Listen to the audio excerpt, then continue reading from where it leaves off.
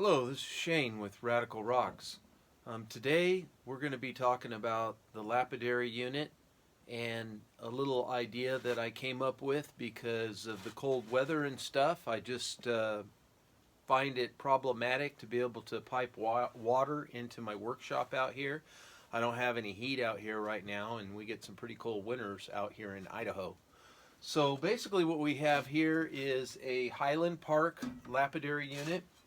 It has a drum on the end where you can use a belt on this section here, or you can put a sander here. Also, I can take this off and I have some attachments that I can put on. Really heavy grit wheel here, about 100 grit, and then a finer grit wheel here, about 200, maybe 220, something like that grit for finishing. And then I have a trim saw here. It probably originally came with about a 7-inch diamond wheel. I've got it maxed out to about a 10-inch diamond wheel there. I bought this 20 years ago or so for me and my son, and it's been working fine ever since. I utilized a table here. It's just a metal frame table with a wood top that I put on it quite a few years ago, and bolted the motor to the back right about where it should be. I've got a 2x4 that allows me to just pop it out of the way and loosen or adjust the belt for 3 different speeds. Okay, typically I run it, depending on what I'm doing, at medium or the slower speeds. Just take my time with it. Fast speed can be good for cutting through hard rock quicker, but I just prefer to take more time. Underneath the table, I've drilled a hole where on this part here the rock can slide. I can put weight on the bottom in a can. There's a cable that goes down. I'll show you that in more detail. For now, I have this water line right here that goes up to a bucket. I just can turn the water off at these 2 valves right here to sprinkle on the wheels, and then I have a catch bucket down here at the bottom for the water. So that I can use the water in the garden or recirculate it, or I can even run it through a cloth or something and clean some of the water up and then put it back up at the bucket at the top.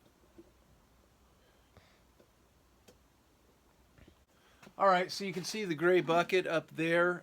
That's where I put the water. There is a valve on it, but I just have it threaded into the bucket. I will show you that in greater detail up close so you can look at it and see how I did it, and you can copy that idea. It works good enough for my purposes. But before we get any further, folks, I want to thank you all for tuning in to Radical Rocks. Check out our website at radicalrocks.com. All things Radical Rocks. We educate and entertain. That's the goal. And you can go scroll down at the bottom of the page. You can see all of our formats. We're on all sorts of social media. We also have, of course, our videos that you can get on Rumble or YouTube, and also our podcast, which is completely different. Also, we have blogs and, like I said, the community. So get hooked up, get connected, and be part of the group and help us grow. We really appreciate it. So without any further ado, let's keep moving on. I have brought the bucket down so you can look at it closer. It's just a 5-gallon bucket, an old paint bucket. I probably need to clean some of that paint out because it could come loose and clog it. What I did was I drilled a hole just a little bit smaller and bought this fitting here. It's actually in a little kit. You can buy an ice machine kit. It comes sometimes with this little valve, little brass valve. It's a 1/4 inch compression fitting, and I'll show you some of those fittings that go in there so you can see what they look like. And then I just ran the tube down to this right here. So as long as you have a safe place where you can put the bucket up a little bit higher than where you're working, you've got water. And you can even use warm water, which would be nice in the cold weather, but it won't stay warm long. All right, I've taken apart one side of it here so you can see. It's just the compression fitting nut right here and the barrel. And then you also need to get this little insert right here to slide inside so that when you compress this and this tightens, it doesn't cut through into the plastic. So you just slide that right in there like so, and then put it in here like so, push it down in there so it goes deep into the cavity, and just screw it down and snug it up. Don't over tighten it. You can always tighten it a little bit more. Usually when it's just kind of barely dripping, I give it about an 1/8 turn more, and I just leave it and let it set. It may drip for a while, but I don't know what it is about compression fittings. They just always seem to drip when you first put them on, and if you keep tightening them, the drip will get worse, and you can eventually ruin that fitting and have to end up cutting this back and putting a new ferrule nut on, ferrule on there, and stuff like that. So be patient with it. Like I said, if it's barely dripping, you snug it up to the point that it's barely dripping. Just maybe go like an 1/8 of a turn more, just like a little like that, and just kind of sit and let it run for a while and see how it does. If it drips a little bit, that's probably not too bad, because if you over tighten it, you will ruin it. All right, so we'll get this started and get on into that part of it next, and maybe cut some rocks and polish a little bit. All right, before we cut some rocks, I want to show you this other part that I got underneath the unit here. There's a switch in the back right here. So when the bucket comes down, it's linked to a cable that goes up to where the rock saw is. I'll show you that in a minute. And a cable right here. And this will push this switch down, and it will click off. You can hear it right now, like that. So we'll put a little weight in here right now, because it won't work very good unless it has a weight. There's a rock in there right now. And then make sure this cable is on here. Looks like it's hung up on something. There we go. Okay. So basically the rock gets wedged in here with the nuts and with these wing nuts and these nuts right here where my fingers are. And then the weight of the rock, just push that down, flip the switch off, and you're done. So it's a pretty good setup. Easy to finagle. Just took me kind of spacing it out in the right spot, and boom, you're good. You're laughing. All right, guys. We'll do another little lapidary tip while we're working on this lapidary unit, showing you how it works. Here's an odd-shaped rock, and I want to get it into the vise of the saw over there in this vise, but it just doesn't really want to stay in that well. So one little trick you can do is you can just try to shape this and make some flat edges. So that's what I'm going to do right now. I'm going to use the water from our gravity feed, which is now up above there. You can see it right there in that gray bucket. So let's give it a shot and see if we can flatten this thing out so it'll fit in the vise better.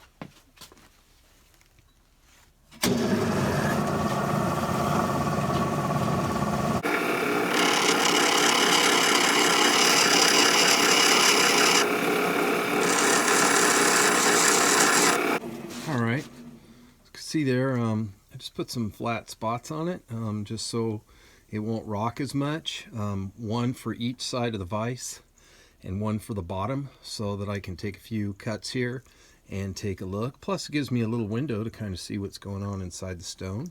Looks like a neat little pattern there, kind of little designs in there, a little pattern. So basically now I can get this in here.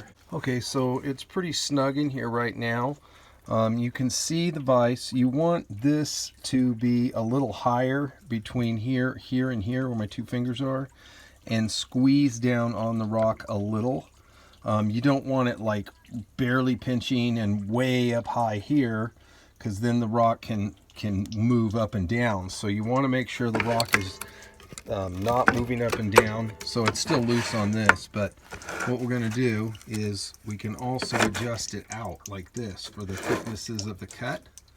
So we can do that right now. I'll just make a first cut here about right there, and I'll go ahead and tighten this up. Now you'll notice as I start it, I'm going to let it just barely touch the saw as the saw is spinning, and then let it get used to the weight that's on it.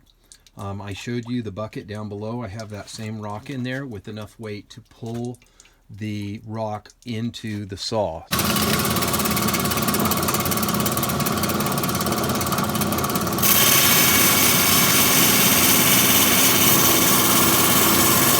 we go.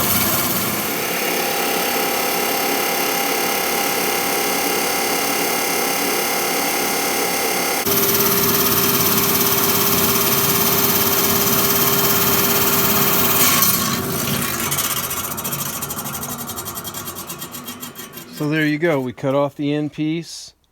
It slid down, and then underneath the switch that I showed you, the weight pulled the switch off automatically. So that's kind of nice. Just in case you were curious what the end looked like, there it is. It's a decent looking agate. Got a nice pattern to it. A little gray cloud there. So kind of cool. Alright, so the main message on this video is supposed to be about the gravity feed water. So just so you can see how that works, I will grind a little bit on here the wheel with the water before it goes empty.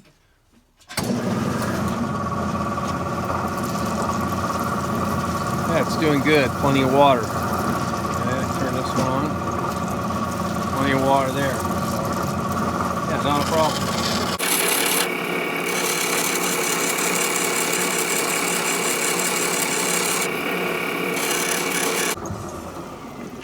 So anyway, I think I've demonstrated that just a bucket of water up there, and there it is. It's not that high. It's only, I don't know, 7.5 feet up. It doesn't have to be that high.